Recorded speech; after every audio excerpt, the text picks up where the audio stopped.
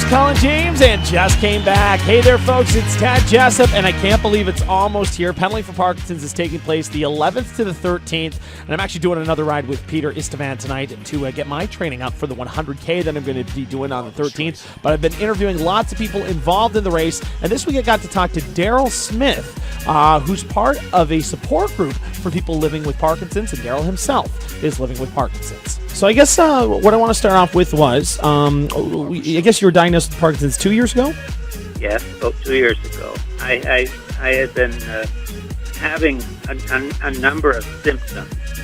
One of the most common symptoms of Parkinson's is having a resting tremor on one side of my body, which I was having. And I decided I had sat on my hands long enough.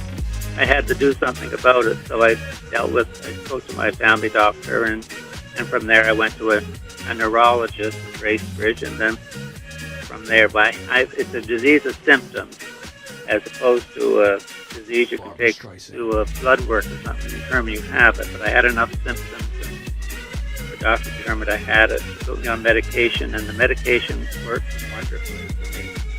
It was almost like a miracle drug in some respects, because I felt so much better after about 3 weeks.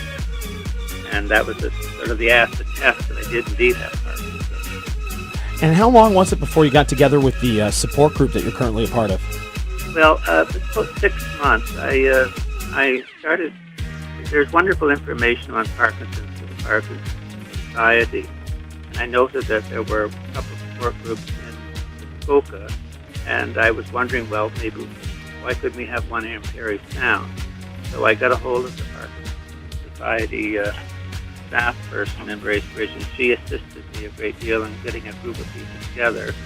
I knew a few people with Parkinson's, and then so once the society also helped me advertise for the group in the newspaper and so on, and getting posters out to the medical places and the hospital and so on. And so we got a group of 7 or 8 people with Parkinson's in Perry Sound.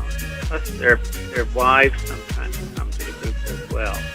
And the group has been very good with people, poor people. Now we can rub shoulders, we hear each other's stories, and we also learn about Parkinson's too. We often have a guest speaker or a PowerPoint presentation about some aspect of having Parkinson's.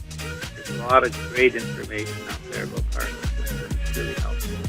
Now, when you're in a group with 7 or 8 people, and the one thing you guys have in common is you all have Parkinson's disease, what does that kind of group camaraderie do to make it, I guess, does it make it easier at all to deal with Parkinson's when you are able to relate to some other people? Yes, it does. It really, we have some things in common, and then we learn how do we cope with that.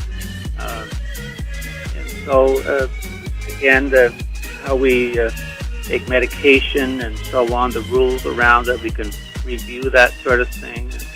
Take medication on time and take it without food and so on.